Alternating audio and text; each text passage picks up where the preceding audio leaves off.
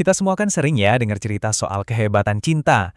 Tapi hari ini, kita bakal bahas satu kisah nyata dari Beijing yang benar-benar bakal menguji keyakinan kita soal di mana sih batas antara harapan dan keputusasaan.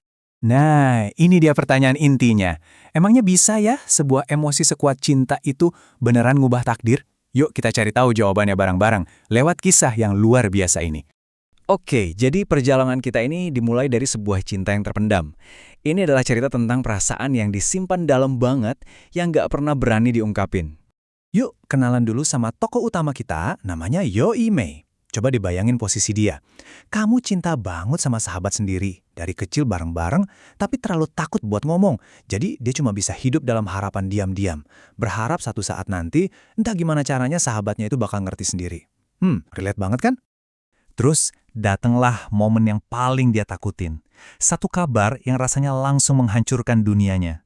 Sahabat yang selama ini dia cintai dalam diam, bakal jadi milik orang lain. Dan apa respons si Mei? Cuma kalimat sesimpel ini.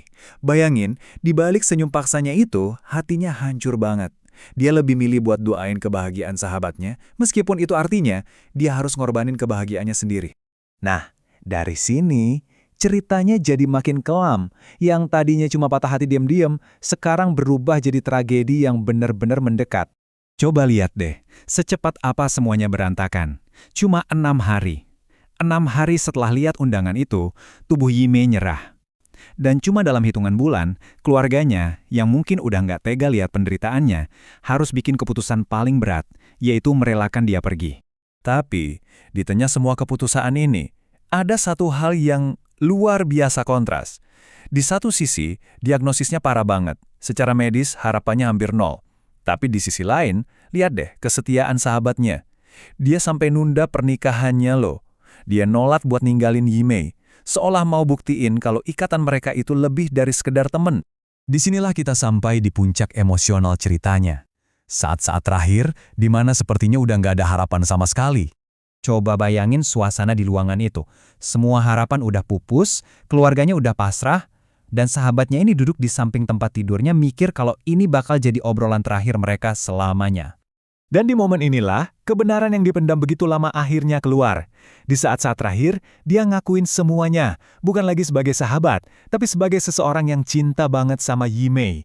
Dan ternyata, dia juga dilumpuhkan oleh rasa takut yang persis sama. Ini nih yang bikin nyesek. Tragedi dari sebuah salah paham. Ternyata pernikahannya itu bukan karena dia nggak peduli, justru sebaliknya. Itu adalah cara putus asanya buat move on, karena dia pikir cintanya nggak terbalas. Ironis banget kan takdir mereka? Dan kata-kata terakhir ini dibisikin sambil nahan nangis. Sebuah pengakuan cinta yang tulus, tapi diucapin tanpa harapan apa-apa lagi.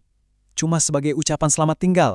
Pas kita semua udah mikir, oke, ini akhir yang sedih banget, ceritanya muter balik 180 derajat. Siap-siap ya, karena yang terjadi selanjutnya ini benar-benar sebuah keajaiban. 7. Ingat angka ini ya, karena ini penting banget. Yap, 7 jam. 7 jam setelah pengakuan cinta itu, sesuatu yang mustahil terjadi. Tubuh Hime yang tadinya udah diambang kematian, tiba-tiba mulai berjuang lagi. Organ-organnya yang udah dinyatakan gagal, hidup lagi. Ini keajaiban medis yang bahkan dokter pun nggak bisa jelasin.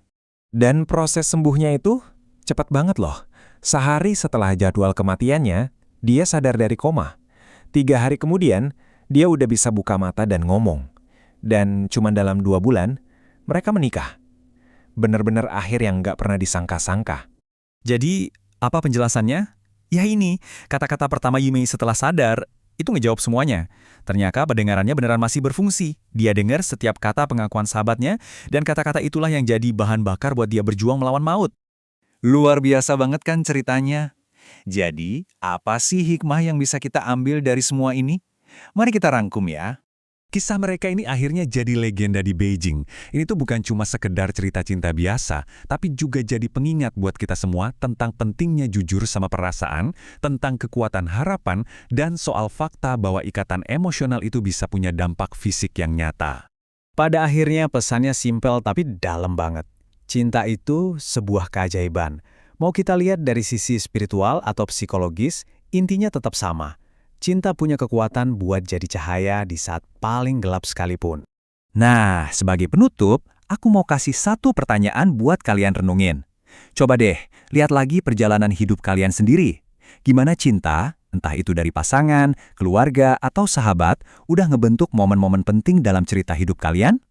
Makasih ya udah ngikutin kisah ini bareng-bareng.